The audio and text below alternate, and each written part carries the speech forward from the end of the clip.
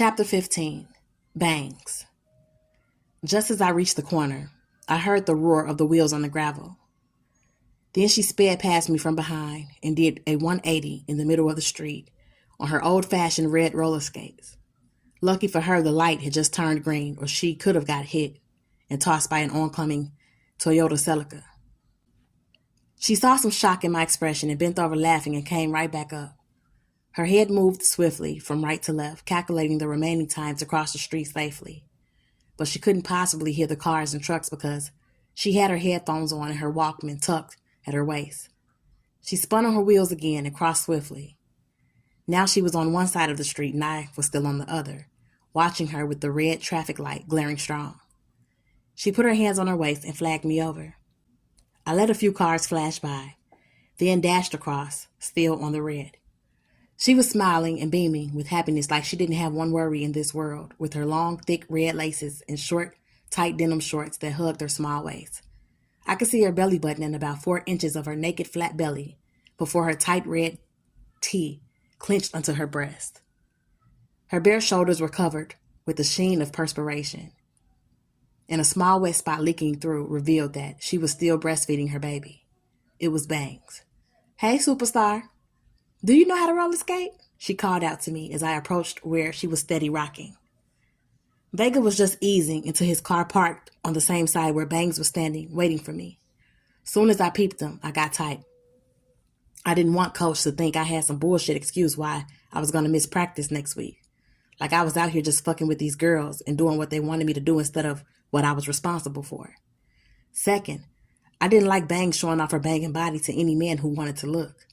I already knew that every man would look, especially if it was Bangs. They had to. Of course, I noticed Vega's eyes were riding in and out of her curves. "Oh yeah, that's right. You don't do nothing fun," Bangs joked, removing her headphones and wearing them now like a necklace and still smiling. Vega pulled off slowly.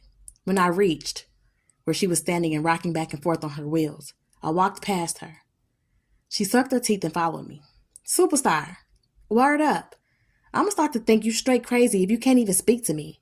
It's either you really are crazy or you just in love with me too and can't face up to it."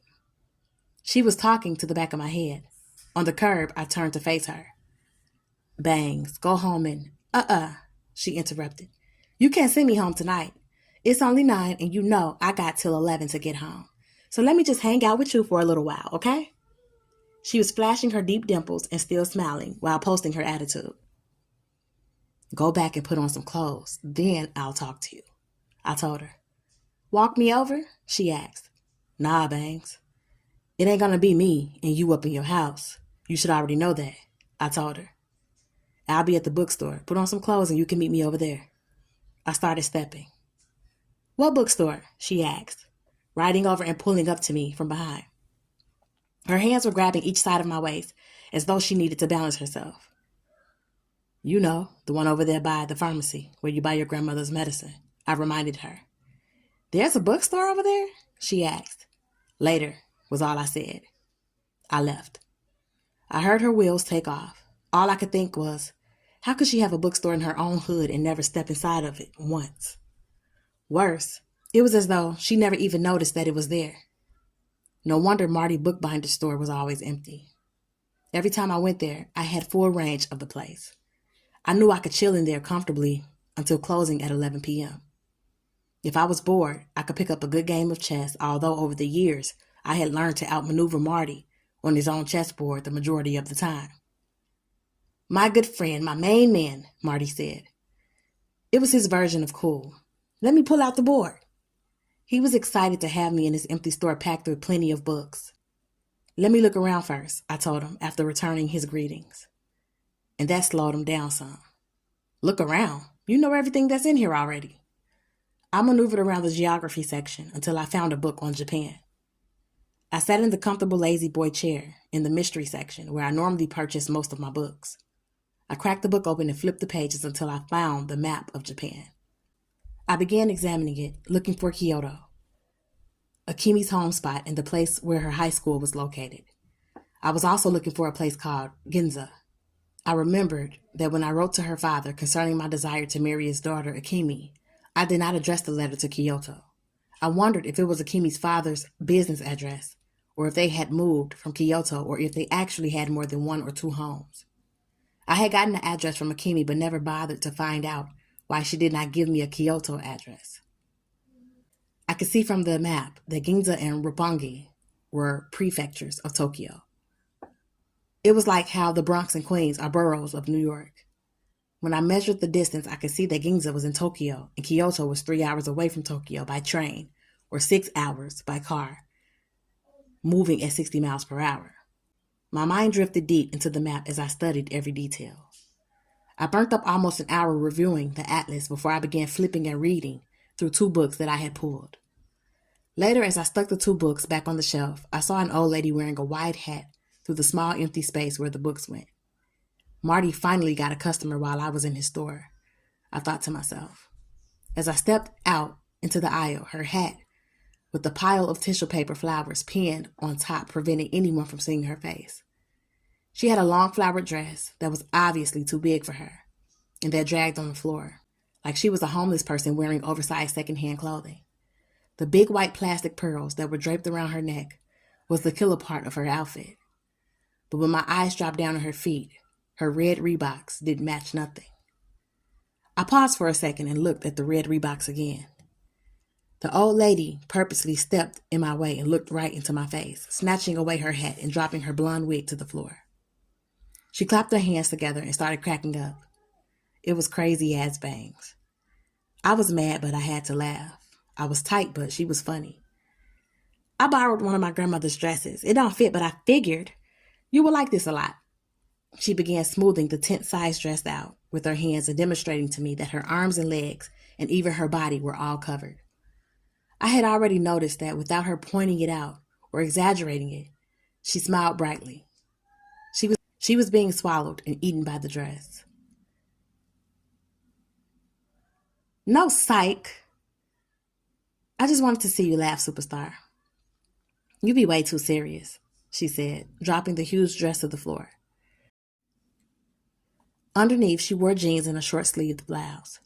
She looked more decent than she had in her hot pants and roller skates, less naked. She bent over and picked up the dress that lay deflated on the floor like an old hot air balloon. She folded it and held it in her left hand. What is going on? Marty Bookbinder appeared in the back where we were standing. Don't ask, I told him calmly. Is she one of your friends? He questioned. I'm Tiffany. Bangs introduced herself. Marty reached in to shake her hand. I intercepted him before he touched her, and he drew back. Here, Marty, I'm going to buy this, I said, handing him the geography book, while at the same time using the book to separate him from Bangs. Marty was always smart. He picked up on my sentiments, took one last concentrated stare at Bangs, and then turned to head toward the cash register. Let me talk to you over there, I said to Bangs. She sat down on the chair opposite the lazy boy, so I took that comfortable chair for myself. What's up, Bangs? Why are you always chasing me? I asked her. She just sat there staring at me with eyes brighter than searchlights, not saying anything. You said you wanted to talk. Now talk. I pushed. Suddenly, she stopped smiling and kicking her feet, even while she was sitting. Her face turned serious, and she said, I love you, superstar. I felt my heart melt a bit. I sat back some in my chair. I kept my face blank. I didn't want to encourage her, yet her admiration for me and the tone of her talk and the sudden seriousness of her pretty face moved me some. I was searching for the words to decline her affections without being mean. The truth was I didn't hate her. I didn't even find her annoying. I thought she was real attractive and full of life and energy and jokes. But I wasn't the type to just move on impulse. I had already thought it through thoroughly. I had interacted with her some, watched her closely.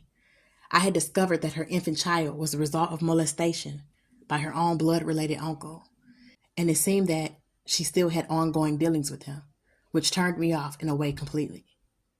Bangs claimed she hated him, but there were signs that she allowed him to continue to violate her even after she knew it was wrong. I couldn't be sure, but for me, that was the point. When it came to my women, I had to be sure. I wasn't interested in taking advantage of Bangs, although I knew it would be easy. I wouldn't take her as a wife because I knew she did not know one thing about or understand or even have an interest in my Muslim faith and lifestyle. I knew she would not be acceptable to my ummah, and ummah is my standard. As a Muslim man, I knew I could have more than one wife, but this was not a game to me. My father is a great man, so he has 3 wives. He is a true believer, wealthy, accomplished, and proven. He deserves all that he has and chose wisely, and treats his wives lovingly and fairly. From what I could see as a young man, he provides. Each wife has a separate home of her own, all on our estate, which my father built and financed and owned.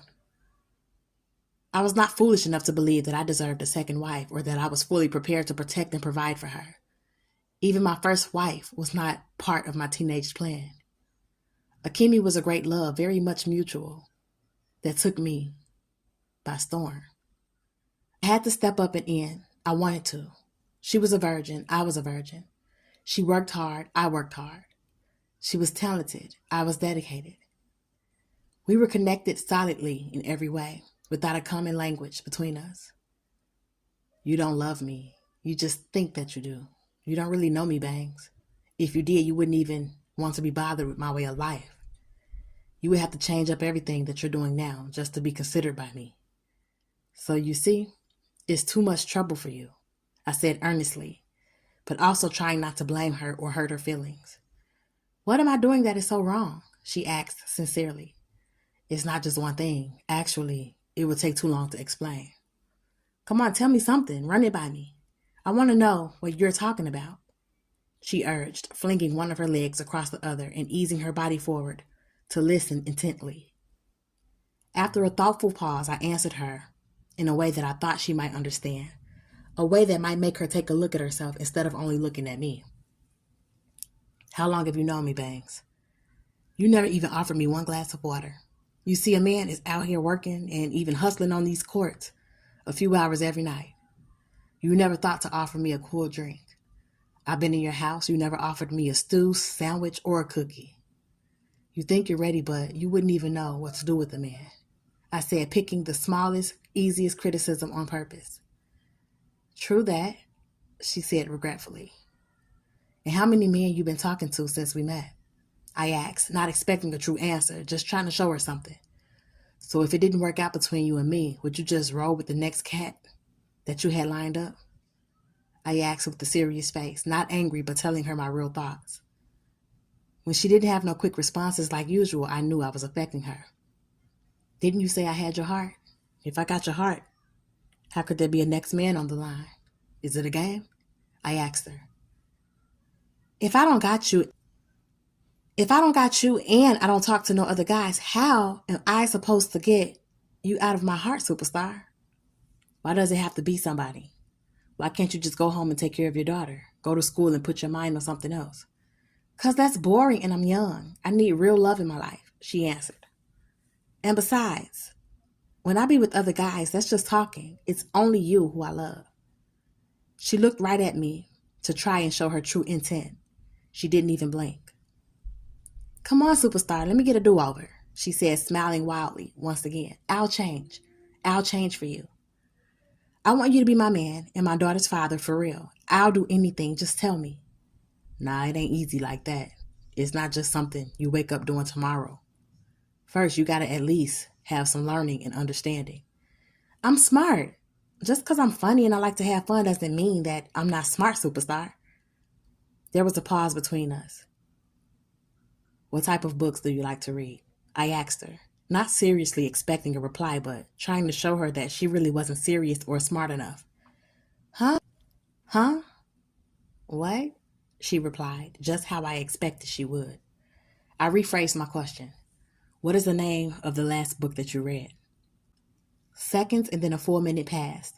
She didn't have a title, an answer, or a clue. Not even any of the books that surrounded her here in the bookstore could trigger any thoughts in her mind or memory, it seemed. Okay, but I can't read. What do you want me to read? I'll read it. Then you could come over to my house and we could discuss it. She said it like she might mean it, but always with her, there was a strong trace of humor in everything. Always with her, she tried to ease me up into her bedroom. I knew she wanted to feel something. I knew she wanted me to go in her. I also knew that a real relationship couldn't start or be held together with just that. But at the same time, I wanted her to be a better woman. At least so she could be in a position to raise a daughter right. You're in the bookstore. You look around, pick out a few books. I'll buy them for you. You show me that you are really going to try to improve some of your thoughts and ways, then we'll see, I said calmly. I really wanted to watch and wait and see what kind of books she chose. I thought it would tell me something, and she would show herself something as well. She agreed, then paused. She stood up, stepped over, and then sat down beside me in my chair, squeezing her hips in close. But first, don't you want to know our secret? She asked me. We don't have any secrets, Bangs, I said silently. Oh, look at my ring, she said, holding her hand out for me to see. It's a mood ring, and it turned all red as soon as I got close to you, she joked. If you kissed me, the glass would probably break open. Oh, God, if you kissed me, I swear I would go crazy. She threw her shoulders and then her head onto the back of the chair. She leaned her head against my shoulder. You really kept me waiting too long, superstar. She was feeling warm against me. I still shook her off. Then she stood up, still staring. I don't have time to play with you, Bangs, I told her. You might not have the time, but I know that you want to, she said, teasing. I decided then that her jeans were not much better than her red denim shorts. Even though her legs were fully covered and her belly button wasn't showing anymore, her pants seams were still squeezing and riding her curves, and her blouse was thin and her figure was too powerful and alluring. Even just seeing her up close and feeling the bare skin of her forearm was too much for me. I'm not sure if it is because of where I am from that I feel and think this way, but I like women. And lately, every little move certain ones of them make, when captured in my eye, sends a current through me that I'm forced to restrain and control. I was feeling that current right then, and immediately I knew I had made a mistake. No matter how hard she came at me, I should have kept it moving without any words. If I had done that enough times, she would have to give up and be forced to go away, stay away. I stood up. Okay, but before you leave, because I can see you're getting uptight, just let me tell you what the fortune teller said about me and you. I don't believe in no fortune teller. Back in Sudan, this kind of thing is called kitaba. And even though some people involve themselves in it, most Sudanese surely try to avoid it. I had no interest in it. I thought to myself, oh, but this lady is good. I went there with my friend Brittany, and this lady even knew that Brittany had 2 abortions.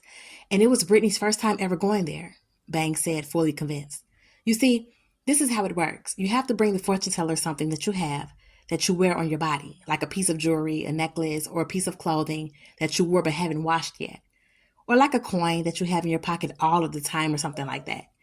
Then the fortune teller holds it in her hand. She closes her eyes for a minute or more, and then she could tell you about your whole life. Like she could tell you what's going on in your life now and what's happening in your future also. Bangs finally paused for air. No, seriously. After Brittany gave the fortune teller her necklace, the one her mother gave her that she wears all the time, the fortune teller told her to have a seat. Then the lady closed her eyes, and when she opened them, she said, it's not good for young ladies to have abortions. You have aborted 2 babies. Brittany's jaw dropped open, and I was shocked and a little bit scared too. Then Brittany asked the fortune teller how could she know that about her. The fortune teller said, because your 2 aborted babies are here with you now. They are both seated at your side.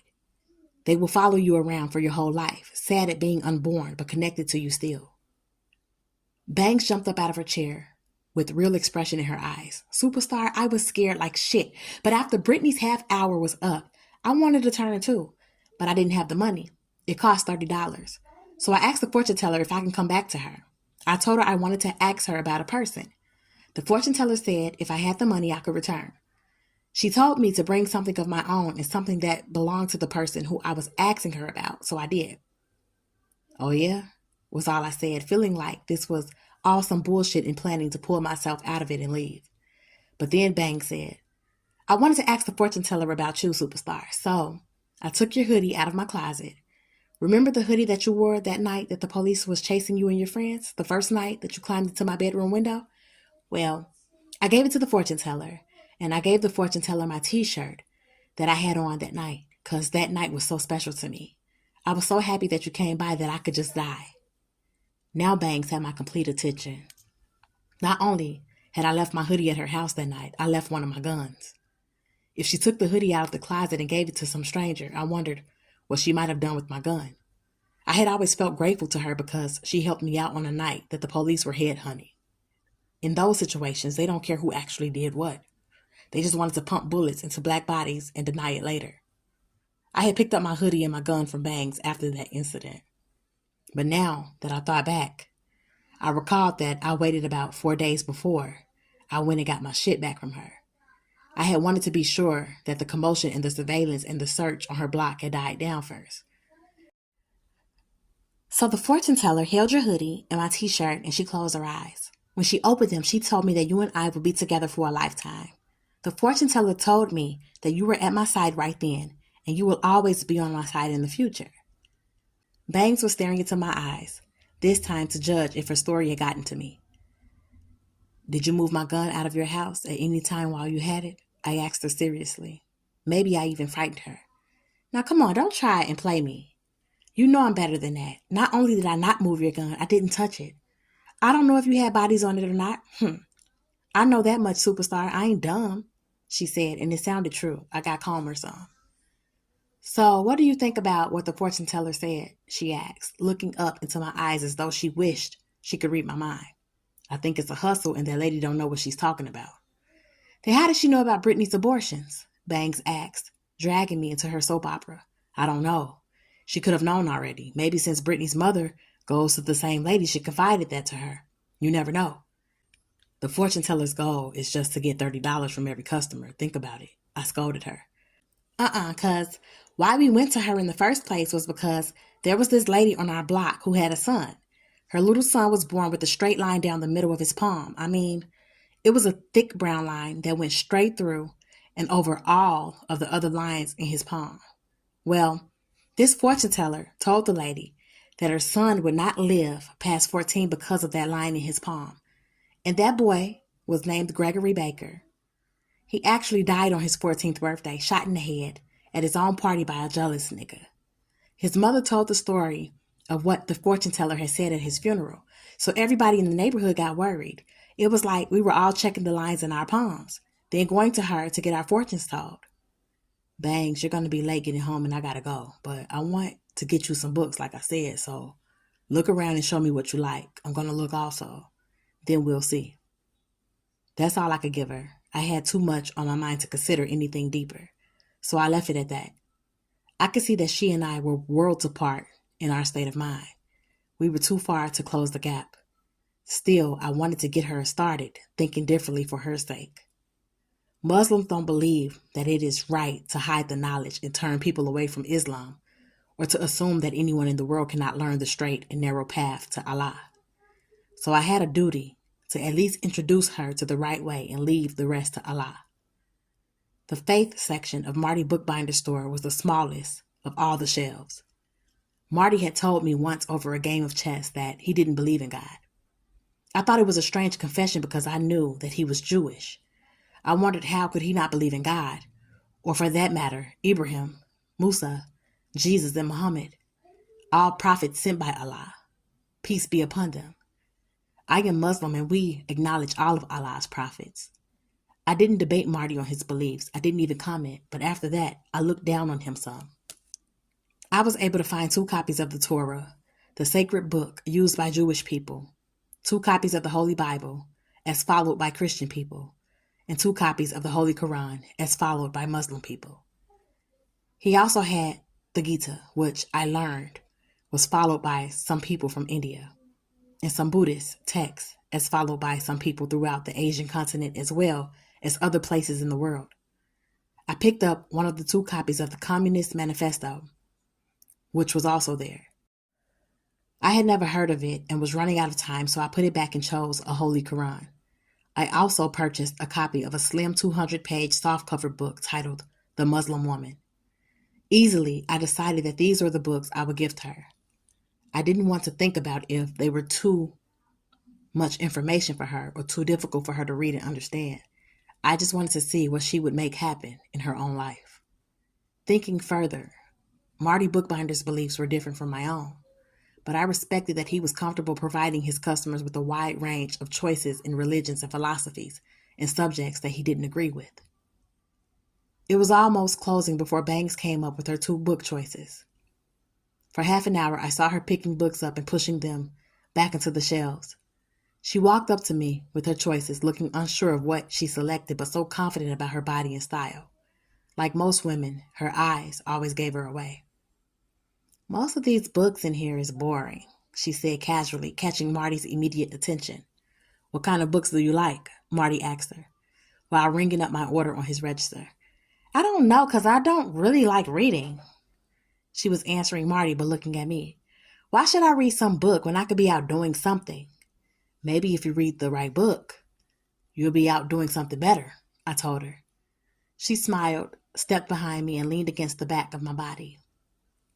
Marty tried to act like he wasn't watching, but he was. "Now I see why we didn't get to play chess tonight," Marty said while accepting and counting out my payment. I smiled and grabbed our bags and said, "Your game is better in the afternoons anyway." Marty laughed some and followed us halfway through the door. "Nice to meet you, Tiffany. Drop by any time. I'll get some new books in here that you might like. Good night, my friends." Outside, I handed Bangs her new books. She took them and stuffed her grandmother's dress in the bag also. "It seems like you are always giving me something, superstar. When are you going to give me what I really want?" "Slow down, shorty," I told her calmly. She jumped up once, then shook her whole body and stamped each foot, throwing a temper tantrum. "How could it get any slower?" she asked. "You got me waiting. It'd be different if nobody wasn't getting it, but I know somebody is getting it. It's just not me. Here, take this. I want to give it to you." She pointed to her front right jeans pocket. Her jeans were so tight, I could see from the impression that she had something in there. I wasn't falling for what she wanted, me to put my hand in her snug pocket. That would be too much for me, and she knew it. I didn't respond. She used her slender fingers to drag it out. "Those are my feelings." It was the music she had been listening to on her Walkman, I figured. "Nah, I'm good," I told her, believing that in this case accepting her music would be the same as accepting her feelings for me. She leaped up and pushed the music in my pocket and laughed and ran. Now she wanted me to chase her. When I didn't, she ran back to me. I checked my date just. "You got 9 minutes to get home on time, Bangs," I reminded her. "If you give me a kiss, superstar, you don't have to walk me back. I promise I'll run straight home and beat the motherfucking clock." She smiled mischievously, rocking back and forth on her Reeboks and then shifting side to side. She was always bursting with energy and couldn't keep still for more than a few seconds. "I'll walk you back," I said, a subtle way of declining her enticing kissing offer. "But I'm not going inside your house. I'm telling you now.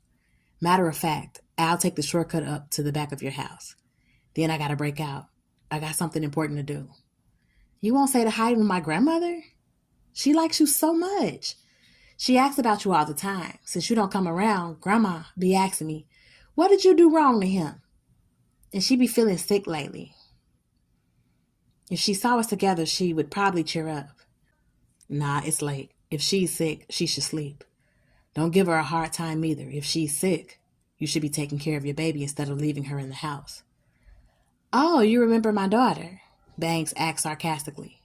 "Who forgets a baby?" I asked. "Besides, your milk," I said, pointing to the spot on her thin blouse. "I know. Every time it's time for her to suck, no matter where I'm at, my milk starts leaking and shooting out." She laughed at herself, a little embarrassed. But she didn't need to be embarrassed about that in front of me. It was that kind of thing that seduced me the most. It was being up close and seeing and feeling that caused me to stay away. But she kept coming back. At the back of Bangs' house, I watched as she walked slowly on purpose through the alleyway that led to the front. She knew I was watching, so she swung her hips more for me. She kept glancing back at me and smiling, Soon as she stepped to turn the corner onto her stoop, I left. I was close to the subway, about to go down the stairs when Bangs came racing back without her bag of books. "They took her," she said, stopping short, and her face the opposite of how it was only seconds ago. "My grandmother! The ambulance came and took her!" Bangs was gasping, and tears were welling up in her eyes. "Then she got to be at the closest hospital. Take it easy. Did you lock up your house?" I asked her. "No, I never went in the house. My neighbor, Mrs. King, was sitting right there on my stoop waiting for me. She said the ambulance came and took my grandmother and that my uncle took the baby." Her body began trembling. "Miss King said that she had offered to hold the baby till I got right back, but my uncle said no and took my daughter." Miss King said she didn't argue with him because she could smell the liquor on him and didn't want him to start acting crazy like she knew he would. "I'm gonna kill him." Bangs spoke with a forceful tone, but not a loud one, as though she truly meant it. "He probably went up to the hospital to see about your grandmother. She's his mother, right? Don't worry. He'll bring the baby right back. What's he gonna do with an infant who needs breast milk?" I said, trying to console her. But she gave me a flat stare. Without any words, she reminded me with her eyes that her uncle was her rapist. Her uncle was a man who never worried about pleasing his mother or protecting his family. In fact, he was the biggest threat to all of them. And except for her trembling, Bangs was finally standing still, face stiff with anger, spilling hot tears. "He didn't take my baby to keep her safe. He took her to control me, to make me do whatever he say. That's what he does. He wouldn't even go and check on Grandma. That's how we do," she said, as though she was 100% sure that she was right. I checked my watch, but I really didn't have to. I knew for certain it was time for me to go get Uma. I peeled a 20 from the pile I had in my pocket and handed it to Bangs. "Take a cab to the closest hospital. Go and check everything out first before you panic." "Are you coming with me?" she asked, as I knew she would.